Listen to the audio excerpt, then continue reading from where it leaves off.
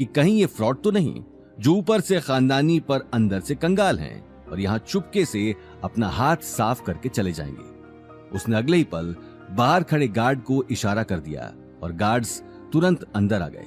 साथ ही अवनी, गौतम और गीता पर नजर रखने लगे, जिसे देख अवनी और गीता घबरा गए। आखिर क्या होगा? शॉप ओनर का अगला कदम? क्या अवनी की फैमिली शनाया को महंगा गिफ्ट दे पाएगी? गार्ड्स को देखते ही गीता और अवनी हड़बड़ा गईं। गौतम डेलिब्रेटली अवनी और गीता का टेंशन एक सुंदर नेकलेस की ओर लगाता है और अवनी अगले ही पल उन्हें नजरअंदाज करके नेकलेस ट्राई करने लगी। अजी, अब मैं थारे सामने इतना महंगा महंगा डिजाइन को ढेर लगा दियो, अब या में भी थारे को पसंद को नहीं आ रही हो तो मने बता दो।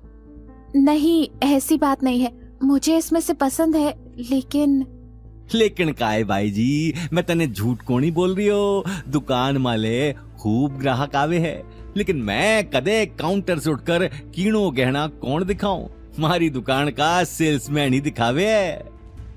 थैंक यू, मैं इसमें से पसंद कर लेती हूँ। ये बात कहते हुए अवनी टेबल पर रखा नेकलेस ध्यान से देखने लगी। उस नेकलेस की चमक से ये साफ पता चल रहा था कि वो बहुत महंगा नेकलेस था, जिसके ऊपर ग्रीन स्टोन्स का काम किया हुआ था और बहुत ही खूबसूरत डिजाइन पूरे नेकलेस पर बनाए हुए थे। लेकिन अवनी की सुई कहीं ना कहीं उसी नेकलेस पर आकर अटक चुकी थी। गौतम उस नेकलेस को देखकर अवनी की आंखों में आई गहरी चमक को देख रहा था। उसका मन हुआ कि वो अभी के अभी अवनी के लिए वो नेकलेस खरीद ले। अजी, ये तो बहुत ही रेयर पीस है, प्योर जोधपुरी डिजाइन, काम भी चोखो और डिजाइन भी चोखो। भाई जी, थे पहन कर देखो। ये कहते हुए ओनर ने टेबल से वो नेकलेस निकाल लिया। नहीं नहीं, ये बहुत एक्सपेंसिव लग रहा है, हमारा बजट सिर्फ 50,000 है। 50,000 सुनते ही शॉप ओनर का दिमाग सनक गया, उसके चेहरे का रंग लाल पड़ गया। अगले ही पल वो टेबल पर रखे नेकलेस गुस्से से समेटने लगा। आसपास खड़े बाकी के सेल्समैन और गार्ड्स भी अपना काम छोड़कर अपने सेठ को देख रहे थे। क्या हुआ?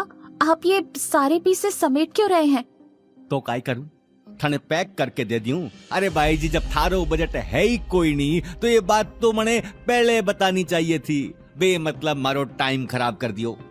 अरे ऐसी बात नहीं है, हम नेकलेस ले तो रहे हैं, बस हमें थोड़ा सस्ता चाहिए। अरे भाई जी, जब अतरा महंगा गहना लेने की हैसियत ही कोनी तो मने बता देते। पता नहीं कहां कहां से आ जावा है, खामखा इतना महंगा महंगा सेट खुलवा दिया। अपने सेठ की गुस्से भरी बात सुनकर सभी सेल्समैन अपना काम छोड़कर उसके पास आकर खड़े हो गए। उन लोगों को देखकर गीता और अनिल का गला सूख गया। मैडम, पहले बोल देते कि आपका बजट नहीं है, और जो नेकलेस आपने देखा वो भी बहुत रेयर है। आपको देखने से पहले ही बोल देना चाहिए। अरे तो हम क्या करें, यही साहब हमारे सामने ज्वेलरी का ढेर लगा रहे थे, इसमें हमारी क्या गलती है? वाह भाई, उल्टो चोर कोतवाल ने डांटे। माने तो घनी देर पहले ही समझ में आ गया था कि थारी जेब में पैसा कोनी, बस महंगो सामान महंगो सामान। बस बहुत हो गई थारी बात, कब से सुन रही हूँ। राजू, ले पुलिस ने फोन कर हमारी दुकान में आके मणि धमकी। देखते ही देखते बात बढ़ने लगी। ये देखकर अवनी का गला सूख गया। सामने खड़े सेल्समैन अब उसकी बात सुनने को भी तैयार नहीं थे। गौतम, चलो हम कहीं और चलते हैं। मैडम, कहीं और जाकर उनका भी टाइम खराब मत कर देना। ये बात सुनते ही काउंटर से दूसरा सेल्समैन निकलकर बाहर आ गया और गुस्से में गौतम और अनिल को देखने लगा। अरे सर, इन लोगों की वजह से ही मार्केट बदनाम होता है।